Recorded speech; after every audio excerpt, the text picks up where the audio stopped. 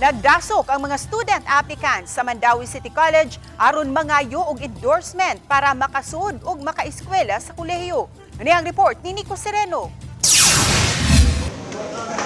Midagsa sa City Hall kini mga senior high school graduates ang uban gikuyugan sa ginikanan. Tuyo nila ang opisina sa Committee on Education aron mangayo og endorsement o guarantee letter para sa Mandawi City College. Aminadong namasin lang sab sila nga mahatagan og dugang slot sa eskwelahan aron makatungha sa kolehiyo nga libre. Ang chairperson sa committee mipasabot kanila limitado lang ang dawaton sa eskwelahan. Dunay nahaunang entrance exam na hatag sa mga applicants ug magikan niini ang priority sa ilang dawaton. Apan mas daghan pa kuno ang nangayo og konsiderasyon aron maka-enroll. It's not a guarantee nga kamo makasulod sa Mandawi City College kay naatay limit nga gihatag dia. Imagine dawaton nato na ang 2,000 mas daghana.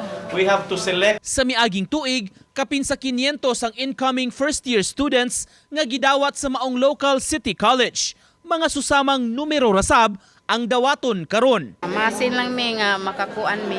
Way bayranan, plate ra. Kining usa ka aplikante, aminado nga laing kurso unta ang gustong kuhaon sa kolehiyo.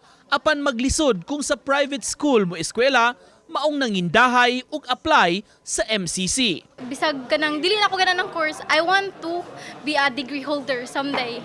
Mao lang. Unta tagaan mi yung chance.